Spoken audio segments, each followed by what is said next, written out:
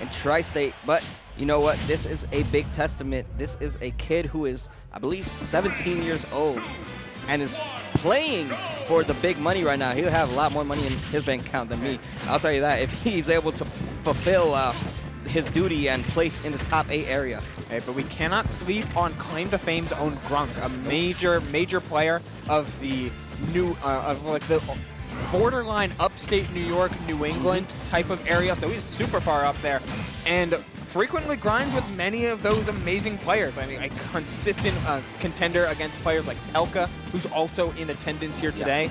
So they definitely full of experience against potentially slower placed playstyles, and using that Wolf to showcase just how good mobility and feint movement can be against Steve. But it's also a dangerous game to play because the kill potential of Steve on fast ballers is insanity. All it takes is one jab. Yeah, and DDog does have the experience already with playing Jackal multiple times already. So the Wolf matchup is something that he is well aware of. And just Steve in general as a character is just so funny to watch because he's just jabbing you at the moment that he gets you from...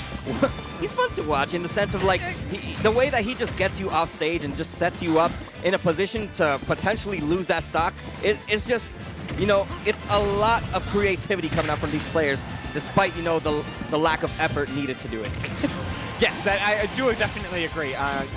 The character can be frustrating to play against, but there is very clear play styles that Steve, Enderman, Alex, etc. Can fall under. You can play the resource-focused game like DDog is playing right here, where it's much less focus on the up-tilt combos. Instead, you build walls, you manage your blocks, and you do a lot more with the gold, diamond, and a lot of minecarting around and a lot of usage of TNT to maintain the good blocks that you have available. You're using a lot of those dirt in order to build TNT, as we see the down tilt. Yeah.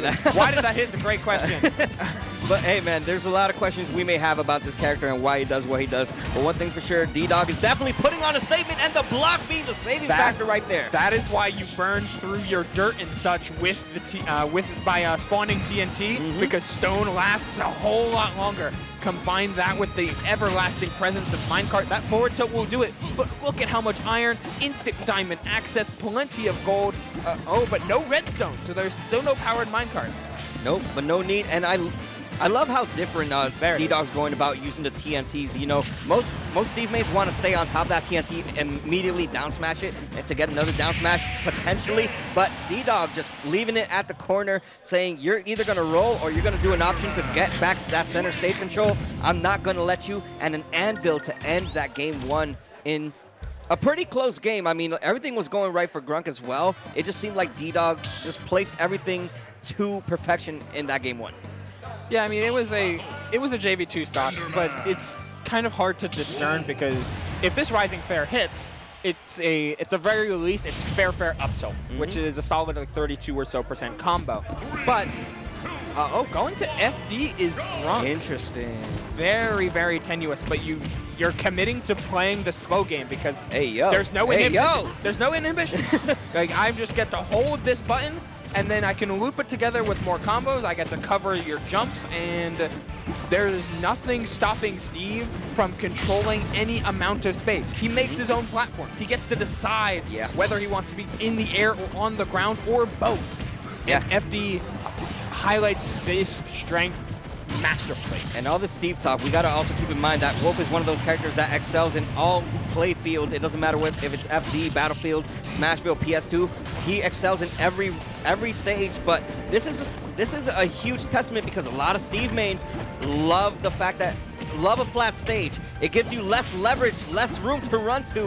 DDog's going to make it back safely, but he's put in the driver's seat right now, almost getting hit with the back air. Yeah, that would have been a really crazy call out for Grunk. Trying to go for the up throw bear, but just a little bit out of percent for that. And wow, that nair out of shield, almost getting a full combo off of it. But you're just able to press so many buttons. And while Wolf does have decent out of shield, up smash, a nair is so good. But it's just not quick enough given how flexible and how you can integrate just walking forward and backwards against Wolf's shield. That forward tilt will do it though, keeping Grunk in this game and contesting. Like, oh my god, okay. We'll unload a little bit on Steve, but that back air will do just will do plenty. Diamond back air is so unbelievably strong. Yeah, that's going to be a stock right there, and it's going to be a whole stock lead going in favor of DDog right now, who seems to be putting on a clinic, leaving right where he left off from that second stock, just trying to tack on that damage. 26% of extra credit already racked up, and these unsafe options coming out, going for the grab, but he was just a few frames off, a few pixels off, I should say, and now in a bad situation. Jump was used, but didn't Okay. contest. No down tilts, no nothing. And nice usage of the fair into Wolf Flash attack on the damage right there. Now trying to find these openings, but the extension of the block gonna the extension on the cost him. crafting table removed the punish, and he gets caught for jumping out of the minecart interaction. That's smart.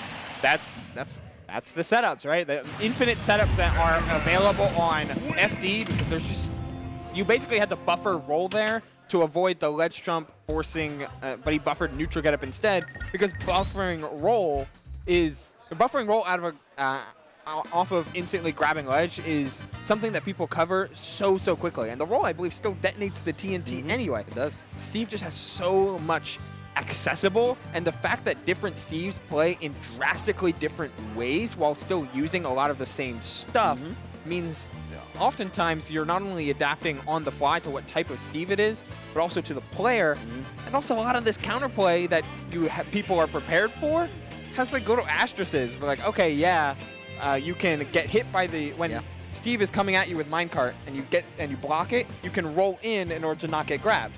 But then Steve will just drop out early and hit an anvil on you, like we saw in game 1. It's so many options, it's so many things that you have to prepare for. But, you know, that is Twerk Slayer taking it 2-0 over Grunk right now. But